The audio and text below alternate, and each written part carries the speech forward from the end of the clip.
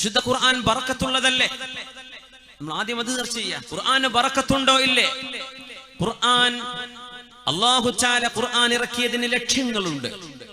ഇതൊരു സംവാദമോ അല്ലെങ്കിൽ എന്നൊരു വിവാദമോ അതൊന്നുമല്ല. കാര്യങ്ങൾ മുഅ്മിനീങ്ങൾക്ക് മനസ്സിലാക്കി തരാൻ വേണ്ടി പറയാം. ഇതൊരു ഉറൂസ് പരിപാടിയാണ്. മഹാനായ ഖാദി ഹുസൈനാർ തങ്ങൾ അനുസ്മരിക്കുന്ന അല്ലാഹുവിന്റെ ഒരു വലിയനെ ആദരിക്കുന്ന ഒരു സദസ്സാണിത്. അതിന്റെ പേരിൽ ഒരു ബിദ്അത്തും അല്ലാഹു അംഗീകരിക്കാത്ത, ദീൻ പൊറുക്കാത്ത, മഹാന്മാരായ പണ്ഡിതന്മാർ അംഗീകരിക്കാത്ത ഒരു തിന്മയും ആരും ചെയ്യാൻ പാടുള്ളതുമല്ല. അതൊക്കെ അംഗീകരിച്ചുകൊണ്ട് തന്നെ ഖുർആൻ പാരായണം. നമ്മൾ മയ്യത്തിനിടന്ന് ദുആ ഇരക്കൂലേ? ഖബറങ്ങ് ചെന്ന് യാസീൻ ഓതില്ലേ? ഖുർആൻ ഖത്തപ്പുര കിട്ടുന്നില്ലേ നമ്മള്? അതൊക്കെ നന്മയാണ് എന്ന് മനസ്സിലാക്കുക, ഒന്നുകൂടി ഊട്ടി ഉറപ്പിക്കുക മാത്രമാണ് നമ്മുടെ ഇന്നത്തെ ചർച്ചയുടെ ലക്ഷ്യം. വിശുദ്ധ ഖുർആൻ ബറക്കത്ത് ഉള്ളതാണ്. അല്ലാഹു ബറക്കത്തിന് വേണ്ടി ഇറക്കിയതാണ്. ശരിയാണ്. ലിതുൻദിറ മൻ കാന ഹയ്യൻ, ജീവിച്ചിരിക്കുന്നവർക്ക് താക്കീദിനുള്ളതാണ് ഖുർആൻ. ഖുർആൻ മരിച്ചോടത്ത് ഓതാനുള്ളതല്ല എന്ന് കളിയാക്കി പറയുന്നവരുണ്ട്. ജീവിച്ചിരിക്കുന്നവർക്ക് താക്കീത്. ഖുർആനിന്റെ ലക്ഷ്യങ്ങളിൽ ഒരു ലക്ഷ്യം അതാണ്. ജീവിച്ചിരിക്കുന്നവർക്കും മരിക്കുന്നവരും ബറക്കത്ത്. ഖുർആന്റെ ലക്ഷ്യങ്ങളിൽ ഒരു ലക്ഷ്യം അതാണ്. ഖുർആനിന് വ്യത്യസ്തങ്ങളായ ലക്ഷ്യങ്ങളുണ്ട്, ഒന്ന് മാത്രമല്ല. അല്ലാഹു തആല തന്നെ പറയട്ടെ, വഹാദാ കിതാബുൻ അൻസൽനാഹു മുബാറകുൻ ഫത്തബിഊഹു വത്തഖൂ ലഅല്ലകും തുർഹമൂൻ. ഇത് ബറക്കത്തുള്ള ഗ്രന്ഥമാണ്, മുബാറകാണ്. ഫത്തബിഊഹു, ഈ ഖുർആനെ നിങ്ങൾ അംഗീകരിച്ച് ജീവിക്കണേ. വത്തഖൂ, നിങ്ങൾ അല്ലാഹുവിനെ ഭയപ്പെടണമേ. ലഅല്ലകും തുർഹമൂൻ, അല്ലാഹുവിന്റെ കാരുണ്യം നിങ്ങൾക്ക് ലഭിക്കും. സൂറത്തുൽ അംബിയായിൽ അല്ലാഹു പറയുന്നു, വഹാദാ ദിക്റും മുബാറകുൻ അൻസൽനാഹു അഫഅൻതും ലഹു മുൻകിറൂൻ. ഇത് അല്ലാഹു തആല ആകാശ ലോകത്ത് നിന്ന് ഇറക്കിയ ബറക്കത്തുള്ള ഗ്രന്ഥമാണ്. നിങ്ങൾ ഇതിനെ നിഷേധിക്കുകയാണോ? ഖുർആൻ ബറക്കത്തുള്ളതാണ്. ഖുർആൻ ഓതിയിട്ട് രോഗികൾക്ക് മന്ത്രിച്ച് ഊതിക്കൊടുത്താൽ അതിന് ശിഫയുണ്ടല്ലോ. ഈ മന്ത്രിച്ചൂത എന്ന് പറഞ്ഞത് അപ്പോഴേക്കും പറയാം, പറഞ്ഞു വിജയത്ത്, അതാ ഖുറാഫാത്ത് പറയുന്നു. ദീനിനെ പറ്റി പറയേണ്ടത് പിന്നെ എന്താ? അള്ളാഹുവിന്റെ ദീനിന്റെ പ്രമാണങ്ങളെ മാറ്റിവെച്ച് നമുക്ക് സംസാരിക്കാൻ പറ്റുമോ? നമ്മുടെ ഉമ്മത്തിന്റെ ബ്രെയിൻ വാഷ് ചെയ്ത് കഴിഞ്ഞു. ബ്രെയിൻ വാഷ് ചെയ്ത് കഴിഞ്ഞു. എത്രയോ നന്മകൾ കെടുത്തിക്കളഞ്ഞു. എന്തെങ്കിലും ചെയ്യുന്നു പറയുന്ന ഒക്കെ വേണ്ട വേണ്ട വേണ്ട വേണ്ട വേണ്ട, ഇന്നത് വേണം വേണം എന്ന് വല്ലതും പറയുന്നുണ്ടോ? അധികം തന്നെ പറയാം. പഠിക്കാതെ അങ്ങോട്ട് പറയാം. അതിന് കാരണങ്ങളുണ്ട്, ചില കാരണങ്ങളുണ്ട്. നമ്മുടെ ഗൾഫ് നാടുകളിൽ പ്രവാസ ലോകം കൊണ്ടുണ്ടായ നന്മകളൊക്കെ നമ്മൾ ഓർക്കുന്നതോടൊപ്പം വിശ്വാസികളുടെ വിശ്വാസങ്ങളിലേക്ക് ബിദ്അത്ത് കയറി കൂടിയിട്ടുണ്ട്. അതിനൊക്കെ നമ്മുടെ പ്രവാസ ജീവിതം വലിയൊരളവോളം അതിലൊരു പങ്ക് വഹിച്ചിട്ടുണ്ട് എന്ന് പറയാതിരിക്കാൻ വയ്യ. അവര് പറയുന്ന പ്രമാണങ്ങള് ശാഫിഈ മദ്ഹബിന്റെ പ്രമാണങ്ങളാണോ, അയിമത്തുകൾ അംഗീകരിച്ചതാണോ എന്ന് പോലും നോക്കാതെ ഹദീസും ആയത്തും, ഇവർക്ക് ഹദീസും ഖുർആനും തെളിവാണ്, മറ്റവർക്ക് അത് തെളിവല്ല. അങ്ങനെയല്ല. ഖുർആനും ഹദീസും ഇജ്മാഉം ഖിയാസും റഈസ് സ്വഹാബയും ഇസ്തിഹ്സാനും മസാലിഹുൽ മുർസലയും റഈസ് സ്വഹാബയും ഇതൊക്കെ പ്രമാണങ്ങളാണ്. ദീനിന്റെ അസുലുകൾ എന്ന് മനസ്സിലാക്കിയാൽ ഈ വിഷയമൊക്കെ വളരെ പെട്ടെന്ന് ക്ലിയർ ആകുന്നതേ ഉള്ളൂ. അതുകൊണ്ട് ഞാൻ ഒന്നുകൂടെ ആഴത്തിൽ പറയാണ്, പ്രമാണബദ്ധമായ വിഷയങ്ങളെ ബിദ്അത്ത് എന്ന് പറയരുത്. നിങ്ങൾക്ക് വേണമെങ്കിൽ ചെയ്താൽ മതി, പക്ഷെ ചെയ്യുന്നവരെ പറ്റി അവർ തെറ്റാണ് ചെയ്യുന്നത് എന്ന് ദയവ് ചെയ്ത് പറയരുത്. അത്രയേ പറയുന്നു. വിശുദ്ധ ഖുർആൻ ഓതിയാൽ ബറക്കത്തുണ്ട് എന്നതിന്റെ ഒരു തെളിവ് ഇമാം ബുഖാരിയും മുസ്ലിമും രണ്ട് സ്വഹീഹിന്റെ ഗ്രന്ഥങ്ങൾ, അസഹുൽ കുതുബി ബഅദ കിതാബില്ലാഹ്, അല്ലാഹുവിന്റെ കിതാബ് കഴിഞ്ഞാൽ പിന്നെ ലോകത്തെ ഏറ്റവും പ്രാമാണികമായ ഗ്രന്ഥം സ്വഹീഹുൽ ബുഖാരിയാണ്. ഇമാം ബുഖാരി തങ്ങൾ കൊണ്ടുവന്ന ഹദീസ്, അബൂ സഈദ് അൽ ഖുദ്രി റളിയല്ലാഹു അൻഹു പറയാ, ഞങ്ങളൊരു യാത്രാ സംഘം, ഞങ്ങളൊരു വഴിയിലൂടെ യാത്ര പോകുമ്പോ ഒരു നാട്ടിലെത്തിപ്പെട്ട് ഭക്ഷണമില്ലാതെ വെള്ളം കിട്ടാതെ ഞങ്ങൾ വിഷമിച്ചപ്പോ ഞങ്ങൾക്ക് ഇച്ചിരി വെള്ളം തരുമോ ഭക്ഷണം തരുമോ എന്ന് ആ നാട്ടുകാരോട് ചോദിച്ചപ്പോ അവരെ തന്നില്ല. അബൂ സഈദ് അൽ ഖുദ്രി തങ്ങൾ പറയാ, ഫമറൂ ബിതരീഖിഹിം അലാ ഹയ്യിൻ മിൻ അഹ്യാഇൽ അറബ്. അങ്ങനെയാണ് അക്കൂട്ടത്തിലെ ഗോത്ര തലവനെ ഒരു പാമ്പ് കടിച്ചു. പാമ്പ് കടിച്ചതിൽ പിന്നെ എല്ലാ മരുന്നും പയറ്റി നോക്കിയിട്ട് അവർക്ക് ശിഫ കിട്ടാതെ വന്നപ്പോൾ ആ നാട്ടുകാര് സ്വഹാബികളോട് വന്ന് ചോദിച്ചു, ഹൽ ഫീകും റാഖ്, നിങ്ങളിൽ മന്ത്രി ചൂതി കൊടുക്കുന്നവരുണ്ടോ? മന്ത്രിച്ചൂതി കൊടുക്കുന്നവരുണ്ടോ? അബൂ സഈദ് അൽ ഖുദ്രി റളിയല്ലാഹു അൻഹു പറഞ്ഞു, ഉണ്ട്. പക്ഷേ ഞങ്ങൾക്ക് വെള്ളവും ഭക്ഷണവും ചോദിച്ചിട്ട് തരാത്തവരാണ് നിങ്ങൾ, അതുകൊണ്ട് മന്ത്രി ചോദിത്തരാം, ഞങ്ങൾക്കതിന് പ്രതിഫലം വേണം എന്ന് പറഞ്ഞു. അവര് പറഞ്ഞു, നിങ്ങൾക്ക് ഞങ്ങൾ 30 ആടുകളെ തരാം. 30 ആടുകൾ മതിയെന്ന് ചോദിച്ചു. മതി. അബൂ സഈദ് അൽ ഖുദ്രി റളിയല്ലാഹു അൻഹു ആ രോഗബാധിതനായ പാമ്പ് കടിച്ച, വിഷപ്പാമ്പ് കടിച്ച ഗോത്ര തലവന്റെ അരികത്തിരുന്ന് സൂറത്തുൽ ഫാത്തിഹ ഓതുകയും അയാളുടെ തലയിലേക്ക് 7 പ്രാവശ്യം ഊതി കൊടുക്കുകയും ചെയ്തു. ബോധം തെളിഞ്ഞ പോലെ വിഷബാധയേറ്റ് കിടന്ന മനുഷ്യൻ എഴുന്നേറ്റു. 30 പറഞ്ഞ പോലെ 30 ആടുകളെ അവർക്ക് കൊടുത്തു. ഈ സംഭവം വെറൊരു ചരിത്രമല്ല, ഇമാം ബുഖാരിയുടെ സ്വഹീഹിലുള്ള ചരിത്രമാണിത്. സ്വഹാബത്തിന്റെ കാലത്തുണ്ടായത്. 30 ആടുകളെ കിട്ടിയിട്ട് അവരത് ഓഹരി വെക്കാൻ നിൽക്കുമ്പോ അബൂ സഈദ് തങ്ങൾ പറഞ്ഞു, നമുക്ക് റസൂലുള്ളാഹിനോടൊന്ന് ചോദിക്കണ്ടേ? നബി തങ്ങളോട് ചോദിച്ചിട്ടാവാം നമ്മൾ ഇത് എടുക്കുന്നത്. അവർ അല്ലാഹുവിന്റെ റസൂലിനോട് ചെന്ന് പറഞ്ഞു, നബിയേ, ഇങ്ങനെ സംഭവിച്ചു റസൂലേ. അവര് ഞങ്ങൾക്ക് ഭക്ഷണം തന്നില്ല, അവര് ഞങ്ങൾക്ക് ഒരു സൗകര്യവും തന്നില്ല ആ നാട്ടിലെത്തിയപ്പോ. കാരണം എന്താണെന്നറിയോ? ഒരു വിശ്വാസികളുടെ നാട്ടിലെത്തിയാൽ ആ വിശ്വാസിയുടെ ഭക്ഷണവും താമസവും ആ നാട്ടുകാരുടെ ഒരു ബാധ്യതയാണെന്നാണ് ശറഈന്റെ കാഴ്ചപ്പാട്. അതാ ഭക്ഷണല്ലേ, ഭക്ഷണം. അതുകൊണ്ട് നമ്മളെ പഴമക്കാരൊക്കെ ജുമുഅക്ക് വരുമ്പോ ഏതെങ്കിലും നാട്ടുകാര് ഭക്ഷണമില്ലാത്തവർ കാണുമ്പോ വീട്ടിലേക്ക് കൈപിടിച്ചു കൊണ്ടുപോകും. അത് ഈ കാഴ്ചപ്പാടാണ്, അത് ശരിയായൊരു കാഴ്ചപ്പാടാണത്.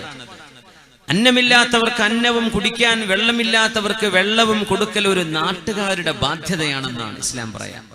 മൂസാ നബിയും ഖദർ നബിയും യാത്ര പോയ ആ ചരിത്രമല്ലേ മതില് നന്നാക്കി കൊടുത്തത്. അവിടെ ഖദർ നബി ചോദിച്ച്, ഖദർ നബി പൊളിഞ്ഞു കിടന്ന മതിൽ നേരെയാക്കിയപ്പോ മൂസ നബിയോട് ചോദിച്ച ചോദ്യം എന്താണ്? മൂസ നബിയെ, അതിന് എന്തെങ്കിലുമൊക്കെ അവരോട് വാങ്ങിച്ചൂടായിരുന്നു? നമുക്ക് ഭക്ഷണം തരാത്ത നാട്ടുകാരല്ലേ. കാശിന് വാങ്ങിച്ചുകൂടെ എന്നല്ല അവിടെ വിഷയം. ഒരു നാട്ടിലേക്ക് ഒരു മുസ്ലിം എത്തിയാൽ ആ മുസ്ലിമീങ്ങളായ ആളുകൾ, ആ നാട്ടുകാർ ഇവർക്ക് ഭക്ഷണം കൊടുക്കണമെന്നാണ്, യാത്രക്കാരെ അവര് സംരക്ഷിക്കണമെന്നാണ്. അത് ഇസ്ലാമിന്റെ ഒരു വലിയ മനോഹരമായ ഒരു കാഴ്ചപ്പാടാണ്. മുത്തനബിയെ, ഞങ്ങൾ അവരോട് അതിന് നിങ്ങൾക്ക് കൂലി വേണമെന്ന് പറഞ്ഞു. ഇല്ലാ ബിജുഅലിൻ തജഅലൂനഹു ലനാ എന്ന് ഞങ്ങൾ പറഞ്ഞു. അങ്ങനെ 30 ആടുകളെ ഞങ്ങൾക്ക് തന്നു നബിയെ. സൂറത്തുൽ ഫാത്തിഹ ഞാൻ ഓതിയിട്ട് ആ രോഗിയുടെ തലയിലേക്ക് ഊതി കൊടുത്തു നബിയെ. അല്ലാഹു ശിഫ കൊടുത്തു. ഇത് പറഞ്ഞപ്പോൾ നബി ഞങ്ങൾ കൊടുത്ത മറുപടി എന്താണെന്നറിയോ?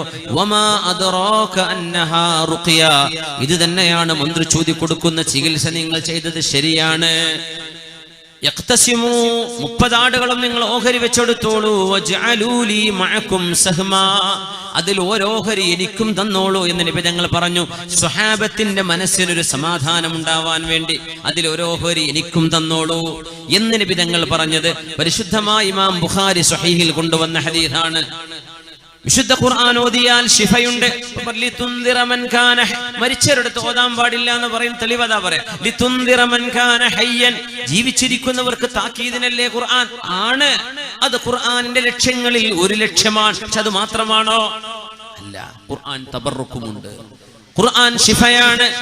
വനുനസ്സിലു മിനൽ ഖുർആനി മാ ഹുവ ശിഫാഉൻ വറഹ്മത്തുൽ ലിൽ മുഅ്മിനീൻ വലാ യസീദുൽ ളാലിമീന ഇല്ലാ ഖസാറാ. ഖുർആൻ പഠിക്കാതിരിക്കണം എന്നല്ലേ പറഞ്ഞതിനർത്ഥം. ഖുർആൻ പഠിക്കണം, ഖുർആന്റെ വ്യാഖ്യാനം അറിയണം. പക്ഷെ അതൊന്നും അറിയാതെ ഓതിയാലും അതിന് കൂലിയുണ്ട്. അങ്ങനെയാണ്. ഖുർആൻ അറിയാതെ, അർത്ഥമറിയാതെ ഓതിയാലും കൂലിയുണ്ട്. അർത്ഥം മനസ്സിലാക്കാതെ പാരായണം ചെയ്താലും ഹിഫ്ള് ചെയ്താലും അതിനൊക്കെ പ്രതിഫലമുണ്ട്. അർത്ഥം അറിഞ്ഞിട്ടാണെങ്കിൽ പ്രതിഫലം കൂടുതലാണ്. അങ്ങനെയാണ് വിശുദ്ധ ഖുർആൻ പറയുന്നു. നോക്കൂ, വനുനസ്സിലു മിനൽ ഖുർആനി മാ ഹുവ ശിഫാഉൻ വറഹ്മത്തുൽ ലിൽ മുഅ്മിനീൻ. ഈ വിശുദ്ധ ഖുർആൻ ശിഫയായിട്ടും റഹ്മത്തായിട്ടുമാണ് ഞാൻ ഇറക്കിയത് സത്യവിശ്വാസികൾക്ക്. മിനൽ ഖുർആൻ ലിബയാനിൽ ജിൻസി എന്നാണ്. ഖുർആനിന്റെ ഏതെങ്കിലും ഒരു ഭാഗത്തിന് ശിഫ ഉണ്ട് എന്നല്ല. ഖുർആൻ എന്നത് മുഴുവൻ ശിഫയും റഹ്മത്തുമാണ്. ഇനി ഇത് ബറക്കത്തുണ്ടെന്ന് ബോധ്യമായി. അത് ജീവിച്ചിരിക്കുന്നവർക്ക് മാത്രമാണോ? മരിച്ചവർക്ക് ഓതിയ ബറക്കത്ത് കിട്ടൂലേ? ജീവിച്ചിരിക്കുന്നവർക്ക് ബറക്കത്ത് കിട്ടുന്ന ബോധ്യമായി. ഇമാം ബുഖാരി തങ്ങളുടെ ഈ ഹദീസ് ഫാത്തിഹ ഓതി കൊടുത്തു, ബറക്കത്തുമായി ശിഫയുമായി. അബൂ സഈദ് അൽ ഖുദ്രി തങ്ങൾക്കും സ്വഹാബികൾക്കും 30 ആടുകളെയും കൊടുത്തു, സമ്മാനമായി കൊടുത്തു. ഇത് മരണപ്പെട്ടവർക്ക് വേണ്ടി ഓതി കൊടുത്താലോ അവർക്ക് പ്രതിഫലം കിട്ടൂലേ? കിട്ടില്ല എന്ന് എങ്ങനെ പറയും? മഹാനായ ഉമർ ഇബ്നുൽ ഖത്താബ് റളിയല്ലാഹു അൻഹുവിന്റെ മകൻ അബ്ദുല്ലാഹി ഇബ്നു ഉമർ റളിയല്ലാഹു അൻഹുവിന്റെ അസറടക്കം മുഹാജിരീങ്ങളും സ്വഹാബിമാരായ അൻസ്വാരികളും ചെയ്തിരുന്ന ഒരു നന്മയാണിത്. തെളിവ് ഒന്ന്, ഇമാം ബൈഹഖി എന്നവർ അവരുടെ സുനനിൽ കിതാബുൽ ജനായിസിൽ ഒരു ബാബ് കൊണ്ടുവരുന്നുണ്ട്. മഹാനായ ഇമാം ബൈഹഖി ആ പേജിന് ഹെഡിങ് കൊടുത്തത് ബാബ് ഖിറാഅത്തിൽ ഖുർആനി ഇൻദൽ ഖുബൂർ, ഖബറിന്റെ അരികത്ത് ഖുർആൻ ഓതാൻ പറ്റും എന്ന് പറഞ്ഞുകൊണ്ടാണ്. ഖബറിന്റെ അരികത്ത് ഖുർആൻ ഓതൽ എന്ന് പറഞ്ഞിട്ട് ഹദീസ് പണ്ഡിതനായ ഇമാം ബൈഹഖി റഹ്മത്തുള്ളാഹി അലൈഹി 4ാമത്തെ വോള്യത്തിൽ ഇമാം ബൈഹഖിയുടെ സുനനിൽ 56ാമത്തെ പേജ്, ഇമാം ഖല്ലാൽ റഹ്മത്തുള്ളാഹി അലൈഹി അവരുടെ ജാമിഇൽ അവരുടെ കിതാബുൽ അംറു ബിൽ മഅറൂഫി വന്നഹി അനിൽ മുൻകറിലും ഈ വിഷയം കൊണ്ടുവന്നു. യാ അല്ലാഹ്, 200ഓളം പേജുകളുള്ള കിതാബാണ് ഇമാം ഖല്ലാൽ തങ്ങളുടെ കിതാബുൽ അംറു ബിൽ മഅറൂഫി വന്നഹി അനിൽ മുൻകർ. ആ കിതാബിലെ അവസാന ഭാഗം 190ാമത്തെ പേജ്. ഇമാം ഖല്ലാൽ എന്നവർ പറയുന്നു, ഇമാം ഖല്ലാൽ എന്നവരാണ് അഹ്മദ് ഇബ്നു ഹംബൽ റഹ്മത്തുള്ളാഹി അലൈഹിയുടെ മദ്ഹബിനെ ക്രോഡീകരിച്ച പണ്ഡിതൻ. ഹംബലി മദ്ഹബ് എന്ന് പറയില്ലേ, ഗൾഫ് നാടുകളൊക്കെ ഹംബലി മദ്ഹബാണ്. ഈ ഹംബലി മദ്ഹബുകാരും ഖുർആൻ ഓതണം എന്ന് പഠിപ്പിക്കുന്നവരാ. അതാണ് ഇതിന്റെ അത്ഭുതം. സുബ്ഹാനല്ലാഹ്. ഹംബലി മദ്ഹബിനെ ക്രോഡീകരിച്ച പണ്ഡിതനാണ് ഇമാം ഖല്ലാൽ റഹ്മത്തുള്ളാഹി അലൈഹി. ഇമാം അഹ്മദ് എന്നവരുടെ മദ്ഹബിനെ ക്രോഡീകരിച്ച പണ്ഡിതൻ, ഹിജ്റ 311 വഫാത്തായ പണ്ഡിതൻ. ഇമാം ഖല്ലാൽ എന്നവരെ അബ്ബാസ് ഇബ്നു മുഹമ്മദ് ദൗരി എന്നവരെന്ന് ഉദ്ധരിക്കുന്നു. قال قلت ليحيى بن معين, മഹാനായ യഹ്യ ഇബ്നു മഈൻ തങ്ങളോട് ഞാൻ ചോദിച്ചു. യഹ്യ ഇബ്നു മഈൻ എന്നവരെ ഇമാം അഹ്മദ് ഇബ്നു ഹംബൽ എന്ന ഹംബലി മദ്ഹബിന്റെ ഇമാം, മുസ്നദ് എന്ന ഹദീസിന്റെ വിശ്വവിജ്ഞാനകോശമാണ് മുസ്നദ്. ആ മുസ്നദിന്റെ രചയിതാവാണ് ഇമാം അഹ്മദ് ഇബ്നു ഹംബൽ, ഇറാഖുകാരനായ അഹ്മദ് ഇബ്നു ഹംബൽ എന്നവർ. അവരുടെ കൂട്ടുകാരനാണ് യഹ്യ ഇബ്നു മഈൻ. ഇവരൊക്കെ അലാമുൽ ഉമ്മ, ഉമ്മത്തിലെ ഇൽമിന്റെ പർവ്വതങ്ങളാണ്. മഹാനായ യഹ്യ ഇബ്നു മഈൻ എന്നവരോട് ചോദിക്കാൻ, എന്താ ചോദിച്ചത്? യഹ്യ ഇബ്നു മഈനെ حدثني مبشر الحلبي عن عبد الرحمن بن العلاء بن اللجلاج عن أبيه أنه قال, മഹാനായ മുബശ്ശിറുൽ ഹലബി എന്ന സിഖത്തായ പണ്ഡിതൻ, സത്യസന്ധനായ പണ്ഡിതൻ അബ്ദുറഹ്മാൻ ഇബ്നുൽ അലാ ഇബ്നുൽ ലജ്ലാജ് എന്നിവരെന്ന് ഉദ്ധരിക്കുന്നു. മഹാനായ അബ്ദുറഹ്മാൻ ഇബ്നുൽ അലാ ഇബ്നുൽ ലജ്ലാജ് അദ്ദേഹം മരിക്കുന്ന സമയത്ത് മക്കളോട് വസിയത്ത് ചെയ്തു, ഇദാ മിത്തു, മക്കളെ ഞാൻ മരിച്ചാൽ വവദഅതുമൂനി ഫിൽ ലഹദി, എന്നെ നിങ്ങൾ ഖബറിലേക്ക് വെക്കുമ്പോൾ ഫഖൂലു, നിങ്ങൾ പറയണം ബിസ്മില്ലാഹി വഅലാ മില്ലത്തി റസൂലില്ലാഹി സ്വല്ലല്ലാഹു അലൈഹി വസല്ലം. അങ്ങനെയല്ലേ മയ്യിത്ത് മറവിയുമ്പോൾ പറയാ ബിസ്മില്ലാഹി വഅലാ മില്ലത്തി റസൂലില്ലാഹ്. ഇത് പറഞ്ഞിട്ടാ വെക്കേണ്ടത്. ആര് വസിയത്ത് ചെയ്യാ? മഹാനായ പണ്ഡിതൻ അബ്ദുറഹ്മാൻ ഇബ്നുൽ മഹാനായ അലാ ഇബ്നുൽ ലജ്ലാജ് റഹ്മത്തുള്ളാഹി അലൈഹി മക്കളോട് പറയാണ്, താബിഇയാൻ. എന്നിട്ട് സുമ്മ സന്നു അലയ്യ തുറാബ സന്നാ, നിങ്ങൾ എന്റെ ദേഹത്തേക്ക് മണ്ണ് വാരിയിടുമ്പോ മെല്ലെ മണ്ണ് വാരി ഇടണേ, ഒന്നായിട്ട് മണ്ണ് കൊട്ടരുത്. മയ്യത്തിന്റെ മീതെ മണ്ണ് മെല്ലെ വാരിയിടാവൂ. കാരണം എന്തെന്നറിയോ? ജീവിച്ചിരിക്കുന്ന ഒരു മനുഷ്യന് വേദനയുള്ളത് മരിച്ച മനുഷ്യന് വേദനയുണ്ടാകുമെന്ന് നബി തങ്ങൾ പറഞ്ഞ ഹദീസ് സ്വഹീഹാണ്. പോസ്റ്റ്മോർട്ടം ചെയ്യുമ്പോ മയ്യത്തിന് വേദനയുണ്ട്. ഒരു മയ്യത്തിന്റെ ശരീരത്തിൽ മുറിവ് പറ്റിയാൽ ജീവിച്ചിരിക്കുന്നവന് മുറിവ് പറ്റിയാൽ വേദനയുണ്ടോ? അതിലേറെ വേദന മയ്യത്തിനുണ്ട് എന്ന് പരിശുദ്ധ റസൂലുള്ളാഹി തങ്ങൾ വഹയിന്റെ വെളിച്ചത്തിൽ പറഞ്ഞിട്ടുണ്ട്. അതുകൊണ്ടാണ് മയ്യത്തിന്റെ ശരീരഭാഗങ്ങൾ മുറിച്ചു മാറ്റരുത് എന്ന് പറയാൻ കാരണം. ജീവിച്ചിരിക്കുന്ന ഒരു മനുഷ്യൻ അനുഭവിക്കുന്ന പോലെ മയ്യിത്ത് അനുഭവിക്കുന്നുണ്ട് എന്ന് പറഞ്ഞു തരാൻ വഹയിന്റെ വെളിച്ചത്തിലേ കഴിയൂ. മരിച്ചു കിടക്കുന്ന ആൾക്ക് എണീറ്റ് പറയാൻ കഴിയില്ലല്ലോ. സാധാരണഗതിയിൽ അങ്ങനെയല്ലേ. ഹബീബായ നബി ഞങ്ങൾ പറഞ്ഞു അത് സ്വല്ലല്ലാഹു അലൈഹി വസല്ലം. അതുകൊണ്ട് മഹാനായ അലാ ഇബ്നുൽ ലജ്ലാജ് എന്നവര് മക്കളോട് പറയുകയാണ്, മക്കളെ എന്റെ ദേഹത്തേക്ക് നിങ്ങൾ മെല്ലെ മണ്ണ് വാരിയിടണം, മെല്ലെ മണ്ണ് വാരിയിടണം. വഖറഉ ഇൻദ റഅസി ബിഫാത്തിഹത്തിൽ ബഖറത്തി വഖാതിമതിഹാ, എന്റെ മയ്യത്ത് എന്നെ മറവ് ചെയ്താൽ എന്റെ ഖബറിന്റെ അരികത്ത് വെച്ച് നിങ്ങൾ സൂറത്തുൽ ബഖറയുടെ ആദ്യ ഭാഗവും സൂറത്തുൽ ബഖറയുടെ അവസാന ഭാഗവും നിങ്ങൾ ഓതണേ. അവസാന ഭാഗം എന്ന് പറഞ്ഞാൽ ആമന റസൂലു, ആദ്യ ഭാഗം അലിഫ് ലാം മീം മുതലുള്ള ആദ്യ ഭാഗം. നിങ്ങൾ ആ ഖുർആൻ ഓതണേ. ഫഇന്നി സമീഅതു ഇബ്നു ഉമർ. നോക്കണം, എന്റെ ഗുരുനാഥൻ അല്ലാഹുവിന്റെ റസൂലിന്റെ സ്വഹാബിയായ അബ്ദുല്ലാഹ് ഇബ്നു ഉമർ റളിയല്ലാഹു അൻഹു പറയുന്നത് ഞാൻ കേട്ടു. മഹാനവറുകൾ പറയാറുണ്ട്, ഞാൻ മരിച്ചാൽ എന്റെ ഖബറിന്റെ അരികത്ത് നിങ്ങൾ ഖുർആൻ ഓതണേ. കാന യൂസി ബിദാലിക വയസ്തഹിബ്ബുഹു. ഇബ്നു ഉമർ എന്നവർക്ക് അത് ഇഷ്ടമായിരുന്നു, അവരങ്ങനെ ചെയ്യണമെന്ന് വസിയത്ത് ചെയ്യാറുണ്ടായിരുന്നു. ഒരു സ്വഹാബിയാണ് ചെയ്യുന്നത്. ഇബ്നു ഉമർ എന്നവരെ ഞാൻ അൽഹംദുലില്ലാഹ് ജീവിതത്തിൽ ആദ്യമാണ് ഇബ്നു ഉമർ എന്നവരെ സിയാറത്ത് ചെയ്യുന്നത്. കഴിഞ്ഞ 5 ദിവസങ്ങൾക്ക് മുമ്പ് മക്കയുടെ ശുഹദാ എന്ന് പറയുന്ന പ്രദേശമുണ്ട്. അവിടെ അബ്ദുല്ലാഹ് ഇബ്നു ഉമർ എന്നവരുടെ മഖാം അവിടെ മക്കയിലാണ്. മഹാനോട് സിയാറത്ത് ചെയ്യാൻ പറ്റി അൽഹംദുലില്ലാഹ്. അബ്ദുല്ലാഹ് ഇബ്നു ഉമർ റളിയല്ലാഹു അൻഹു ഒരു കെട്ടിനകത്ത് അവിടെ ഖബർ അവിടെയാണ്. ശുഹദാ, മക്കയിലെ ശുഹദാ എന്ന് പറയുന്ന പ്രദേശം. മഹാനവറുകൾ വസിയത്ത് ചെയ്തിട്ടുണ്ട്. സ്വഹാബിമാര് വസിയത്ത് ചെയ്യാൻ എന്തിന്? ഞങ്ങൾ മരിച്ചാൽ ഖബറിന്റെ അടുത്ത് നിന്ന് ഖുർആൻ ഓതണം. നമ്മൾ പറയാ ബിദ്അത്താണ്. എത്ര വലിയ ദുരന്തമാണ് മുഅ്മിനേ ഇതൊക്കെ. നമ്മൾ പറയും ബിദ്അത്താണ്. ഖുർആൻ എടുത്ത് ഓതുമ്പോഴേക്കും മുസാഫ് ഇവിടെ നിന്ന് പോയിക്ക് ഇവിടെ ഓതാൻ പാടില്ല, ഇത് ബിദ്അത്താണ്. അബ്ദുല്ലാഹ് ഇബ്നു ഉമർ എന്ന മുത്തബിഉ സുന്ന, ഹബീബായ നബിയുടെ സുന്നത്ത് ജീവിതത്തിൽ അക്ഷരം പ്രതി ജീവിതത്തിൽ പകർത്തിയ സ്വഹാബിയാണിത്. മുത്തബിഉ മുഹിബ്ബുസ് സുന്ന, ഹബീബിന്റെ സുന്നത്തിനെ ഇത്രമേൽ സ്നേഹിച്ച ഒരു സ്വഹാബി ഉണ്ടാവില്ല. ആ മഹാൻ പറയാ, ഞാൻ മരിച്ചാൽ നിങ്ങൾ എന്റെ ഖബറിനടുത്ത് ഖുർആൻ ഓതണം എന്ന് വസിയത്ത് ചെയ്യാറുണ്ട് മഹാനായ ഇബ്നു ഉമർ എന്നവർ. ആര് പറയാ? മഹാനായ അലാ ഇബ്നുൽ ലജ്ലാജ് റഹ്മത്തുള്ളാഹി അലൈഹി. ഇബ്നു ഉമർ എന്നവരുടെ ശിഷ്യൻ, താബിഈയായ മഹാനായ പണ്ഡിതൻ. ഇബ്നു ഉമർ റളിയല്ലാഹു അൻഹു ആരാണ്? സ്വഹാബികളിലെ ശൈഖുൽ ഇസ്ലാം എന്ന് പറയാൻ പറ്റുന്ന ആളാണ്. സ്വഹാബികളിലെ ശൈഖുൽ ഇസ്ലാമാണ് മഹാനായ അബ്ദുല്ലാഹ് ഇബ്നു ഉമർ റളിയല്ലാഹു അൻഹു. മുഹാജിറായ സ്വഹാബിയാണ്. ഇമാം നബി റളിയല്ലാഹു അൻഹു, ഇമാം നബി തങ്ങളുടെ അദ്കാറിലെ 137ാമത്തെ പേജ്, ഇസ്നാദുഹു ഹസനുൻ, ഈ സംഭവത്തിന്റെ സനദ് ഹസനാൻ. മഹാനായ അല്ലാമ അൽ ഇമാമുൽ ഹൈതമി മഹാനവരുടെ മുജ്മഇൽ 3ാമത്തെ വോള്യം 44ാമത്തെ പേജിൽ റിജാലുഹു മൗസൂഖൂൻ, ഈ സനദിൽ വന്ന മുഴുവൻ ആളുകളും യോഗ്യരായ ആളുകളാണ്. ഇത് ദഈഫ് എന്ന് പറയാൻ പറ്റില്ല. ഇമാം ബൈഹഖി തങ്ങളുടെ സുനനുൽ കുബ്രയിലും മഹാനായ ഇമാം അത്ബറാനി തങ്ങളും ഒക്കെ ഈ ഹദീസ്, ഈ സനദ്, ഈ അസർ സ്വഹീഹാൻ എന്ന് സമർത്ഥിച്ചിട്ടുണ്ട്. സ്വഹാബികൾ ചെയ്തതാണിത്. ഇത് മാത്രമല്ല, മുഹാജിറുകളായ ആളുകൾ ഇത് ചെയ്തിരുന്നു എന്നും നമ്മുടെ കിതാബുകളിൽ കാണാം.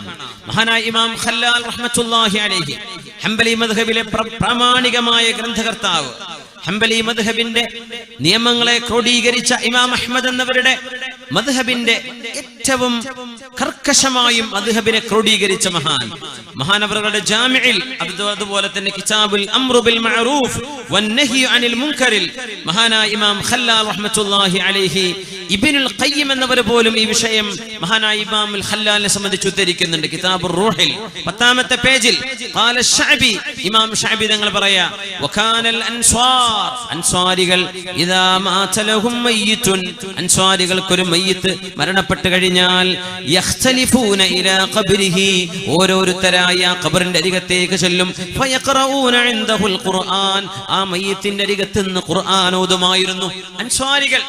ഇമാം ശഅബി തങ്ങൾ പറയാ, അൻസ്വാരികളുടെ ശീലമായിരുന്നു. യുഎഇക്കാർക്കറിയാം, മഹാനായ ഷെയ്ഖ് സായിദ് റഹ്മഹുല്ലാഹ്, യുഎഇയുടെ രാഷ്ട്രപിതാവായ ഷെയ്ഖ് സായിദ് റഹ്മഹുല്ലാഹ്, അദ്ദേഹം വഫാത്തായത് എന്റെ ഓർമ്മ ശരിയെങ്കിൽ 2004ലാണ്. 2004 അവിടെ മുതൽ ഇന്നേ വരെ 10-14 കൊല്ലമായി ആ മഹാന്റെ ഖബറിന്റെ അടുത്ത് ഓരോരുത്തരായിട്ട് പോയി ഖുർആൻ ഓതിക്കൊണ്ടിരിക്കുക. 24 മണിക്കൂർ നമ്മുടെ പ്രവർത്തകർ നിങ്ങളുടെ ദാനധർമ്മങ്ങൾ സ്വീകരിക്കാൻ വേണ്ടി വരുന്നുണ്ട്. നമ്മുടെ അവര് കവർ കൊടുത്തു വിടുന്നുണ്ട്. ഇൻഷാ അല്ലാഹ് നാളെ നിങ്ങൾ എന്തെങ്കിലും സംഖ്യ നല്ലൊരു നിയ്യത്ത് ചെയ്തിട്ട് ഇൻഷാ അല്ലാഹ് നമ്മുടെ പള്ളിയുടെ ജമാഅത്തിന്റെ പ്രവർത്തനങ്ങൾക്ക് നാളെ മജ്ലിസുൻ നൂർ ഉണ്ട്. അൽഹംദുലില്ലാഹ് ആ വിഷയങ്ങളിലേക്കൊക്കെ ഇൻഷാ അല്ലാഹ് നിങ്ങൾ കാര്യമായി സംഭാവന ചെയ്യണം എന്ന് ഉണർത്തുകയാണ്. അല്ലാഹു ജയിപ്പിക്കട്ടെ. ആമീൻ യാ റബ്ബ്. സദഖ ചെയ്തോളി. കൊടുക്കുമ്പോ മരിച്ചുപോയ മാതാപിതാക്കൾക്ക്, ബന്ധുക്കൾക്ക് നിയ്യത്ത് ചെയ്ത് കൊടുത്താൽ നിങ്ങളുടെ മരിച്ചുപോയ ബന്ധു നിങ്ങൾ കൊടുക്കുന്ന ആ സംഖ്യ എത്രയോ സദഖ ചെയ്ത കൂലി അവർക്ക് കിട്ടും, നിങ്ങൾക്കും അതേ കൂലി കിട്ടും. അല്ലാഹു വലിയ ഔദാര്യവാനാണ്. അള്ളാഹുവിന്റെ കലാമിന്റെ അത്ഭുതം അതാണ്. ബഹുമാനപ്പെട്ട ഉസ്മാൻ ഫൈദി ഉസ്താദ് ഇവിടെ എഴുതി തന്നിരിക്കുക. ഖുർആന്റെ താരീഫ് എന്നെ പഠിച്ചാൽ അത് മനസ്സിലാവും. ഖുർആൻ എന്ന് പറഞ്ഞാൽ കലാമുല്ലാഹിൽ മുനസ്സലു അലാ മുഹമ്മദിൻ സ്വല്ലല്ലാഹു അലൈഹി വസല്ലം അൽ മുതഅബ്ബദു ബിതിലാവതിഹി. എന്താ ഖുർആൻ എന്ന് പറഞ്ഞാൽ? മുത്തുനബി തങ്ങൾക്ക് അല്ലാഹു തആല ഇറക്കി കൊടുത്ത കിതാബ്, ഓതിയാൽ കൂലി കിട്ടുന്ന കിതാബ്, ഓതിയാൽ കൂലി കിട്ടുന്ന അല്ലാഹുവിന്റെ കലാം. ഖുദ്സിയായ ഹദീസുണ്ട്, അത് ഖുർആൻ പോലെയല്ല, അത് നമുക്ക് നിസ്കാരത്തിൽ ഓതാൻ പറ്റില്ല. നേരെ മറിച്ച് ഖുർആൻ ഓതിയാൽ കൂലി കിട്ടുന്ന അല്ലാഹുവിന്റെ കലാം, അതിനാണ് ഖുർആൻ എന്ന് പറയുന്നത്. മുതഅബ്ബദു ബിതിലാവതിഹി, അത് ഓതലും ഒരു പുണ്യമാണ്, ഓതൽ ഒരു ഇബാദത്താണ്, അത് ബറകത്താണ്.